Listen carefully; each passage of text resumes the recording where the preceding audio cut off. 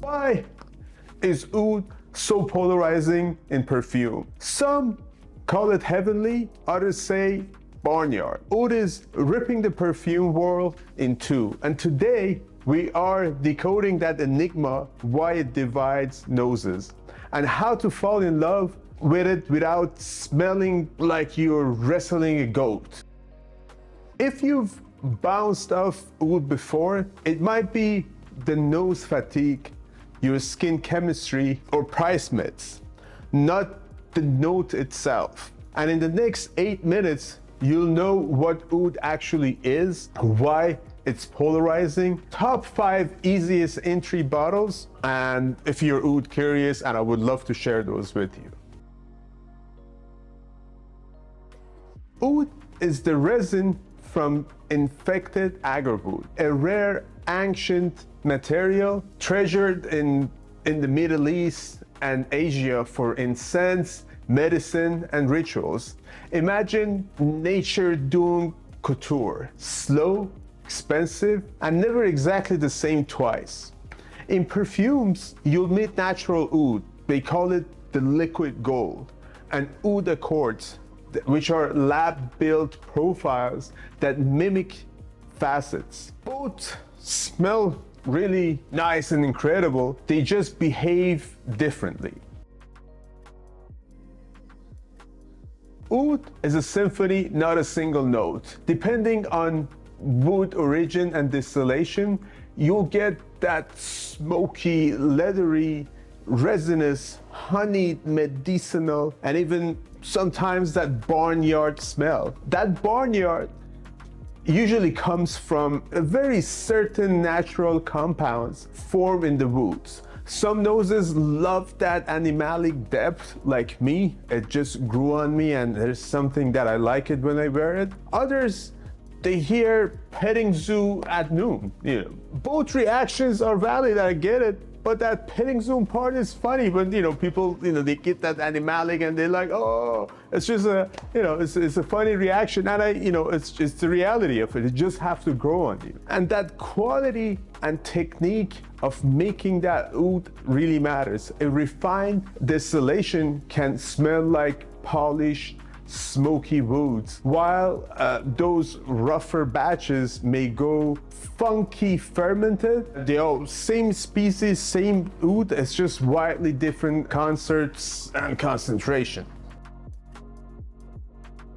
There are 3 big reasons, and I'm going to discuss that here with you. Culture, chemistry, and the expectation. So first one, culture and expectation. If you grew up with oud, incense, and attars, that funky smells is normal, it's familiar, you love it. If not, your brain screams, why is my cologne wearing the cowboy boots? What is this smell? Number 2, skin chemistry and nose fatigue. Warm skin can sweeten oud. Dry skin usually sharpen it. And if you've been blasting blue aromatics for years, oud's texture feels very alien on that first sniff and first try.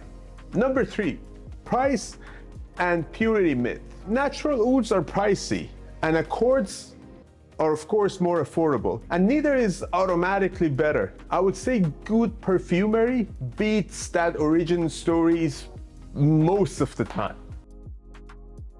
Natural oud can be breathtaking, don't get me wrong guys, but those rare woods usually raise sustainability and ethic questions, and costs can go up to the moon with natural ouds. And then when the accords step in, they are of course more consistent, affordable, and IFRA guided usage is available for them. And then you let the perfumer target a cleaner, more wearable profile and scents. So the bottom line is artistry plus safety most of the time is better than purity flex. I think your nose wants something that is beautiful, not just a receipt that is say $6,000 for a kilogram of oud.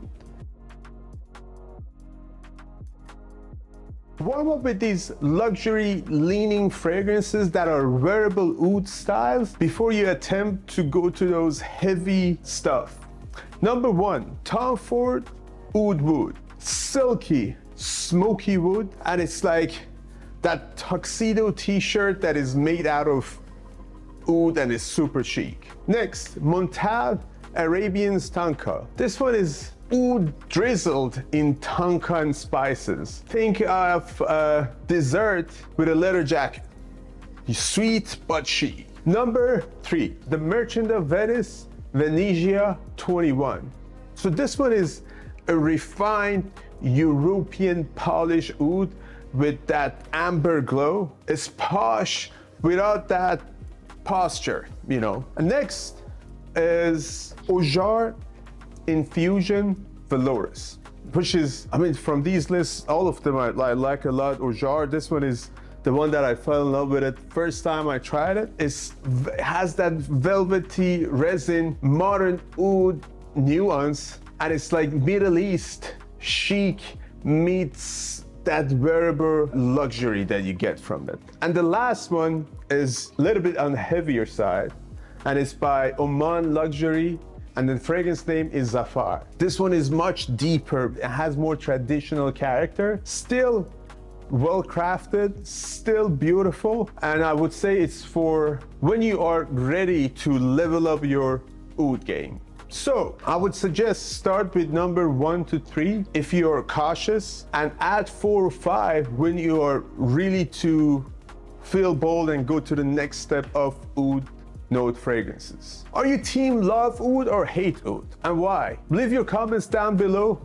Tell us your story, and the funniest description or the comment, the best like comment, would definitely get picked and shout out from us, and maybe, you know, become one of the winners of this video's giveaway that's gonna come up. Spray zones. 1-2 sprays on your collarbone or back of neck should be great enough that it's just get a cloud without choke holding people. And for warmer, denser ouds, go on fabric, scarf inside your jacket to soften those edges.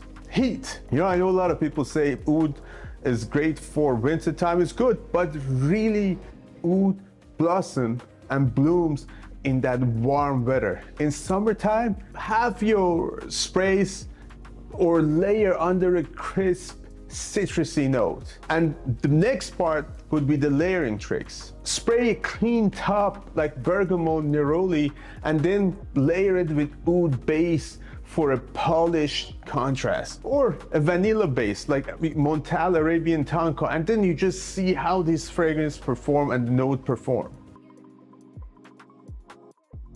First, sample first, especially with traditional heavier ouds, because they're heavy. You have to be careful. Number 2, always check what type of oud is in that fragrance. Is it that accord synthetic oud or the natural oud? The natural ouds need really more research to see if you like that oud, where is it coming from? And when you understand it, try those.